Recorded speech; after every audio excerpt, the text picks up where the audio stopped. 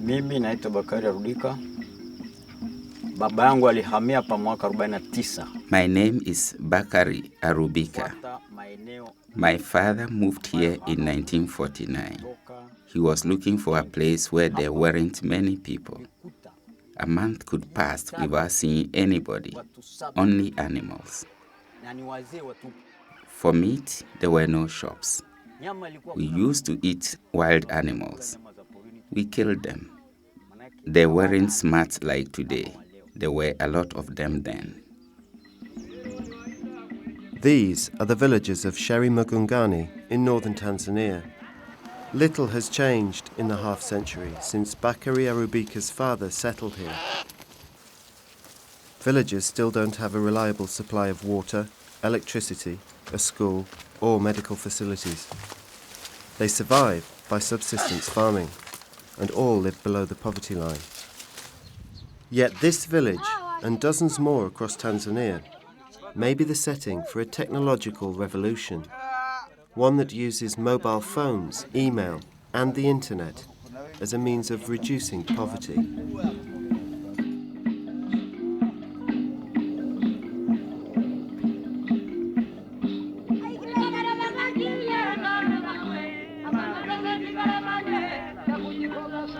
The First Mile project is about trying to link farmers, people who live in rural communities, usually without any electricity, and trying to link them to the modern information communication world, and trying to ensure that they have connection, that they are linked to the net, that they can start making use of modern technology and the modern communication means to improve their own lives.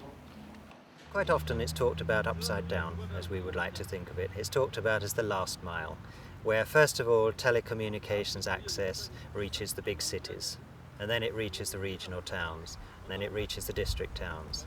What we're looking at is people's development, so it's starting from the villages. It's trying to improve the resources, the standard of living of people in the rural areas. So we like to think of it as the first mile, where it's connecting people from the villages into global communications.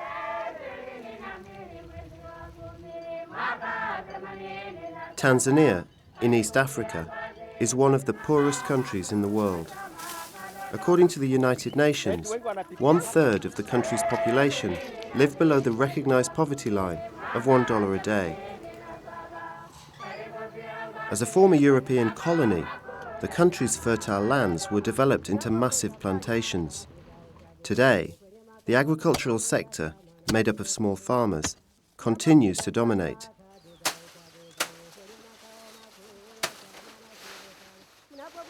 Improving the livelihoods of rural people would ultimately lift a large part of the population out of poverty.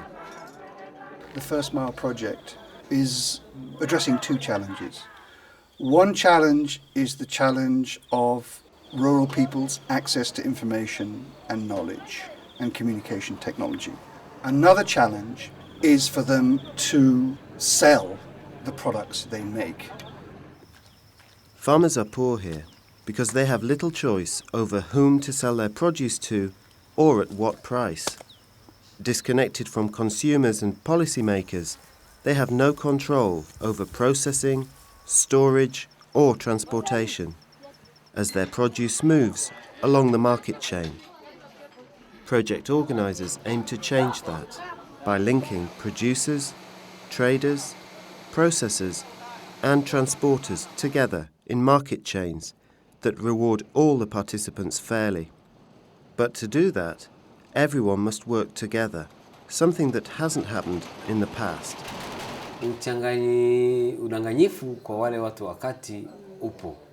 The middleman always cheats us. At Himo Market, they don't tell people where their produce come from. Wanavyochukua ushuru, huna mahali pa kupangia. When we take our produce to the market, there are middlemen who charge us money, but then they don't give us a place to sell our goods. Everything is set up so each player in the chain, whether they be the trader, the producer or the processor, is trying to enhance their own comparative advantage, their own economic slice of the pie, without thought of the consequence to the other player. Distrust and unfair practices keep farmers poor. The Tanzanian government knows this. That's why it established a special program designed to increase rural poor people's food security and incomes by improving their access to markets. The first step involves encouraging farmers to form groups in order to strengthen their bargaining power. At the same time, the program is also investing in agricultural infrastructure, improving access roads, warehousing, market sites, and communications, which is where the First Mile project comes in. Communication is very important to all the people in the marketing chain, because we say information is power and you can't have information without communicating. This group of farmers is among 1,000 producer groups formed across the country.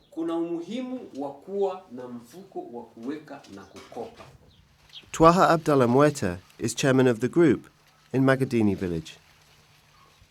In the past, with no other information to go on, local farmers were at the mercy of middlemen who set the prices.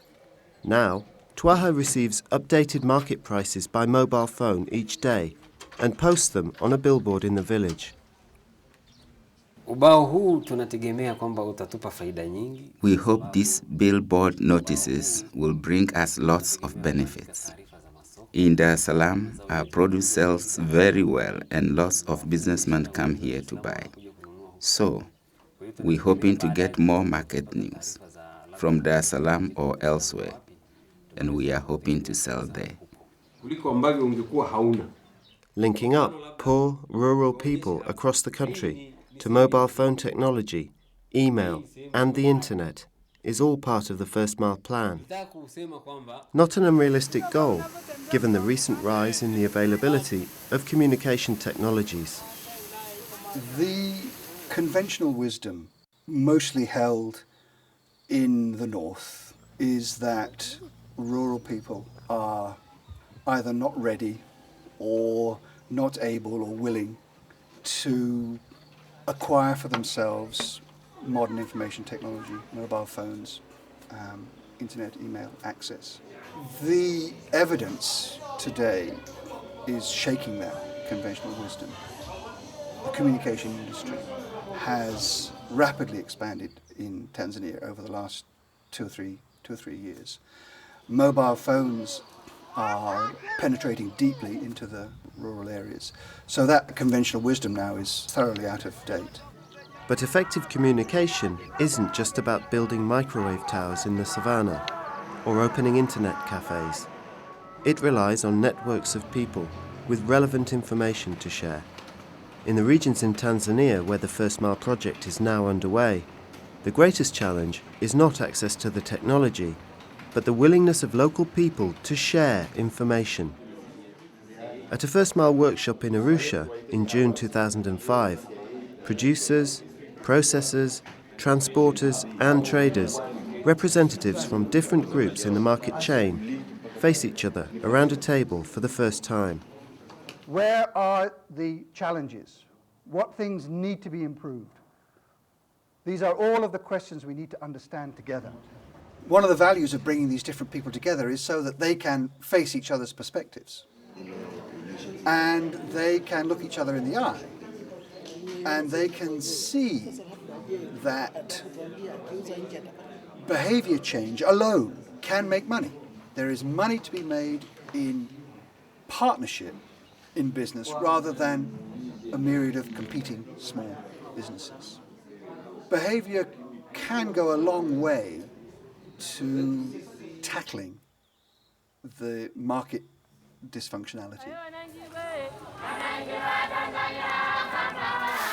Over the next few months, participants from the workshop are expected to begin forging the links that will form their own market chains as they take a step down that first mile towards global communication.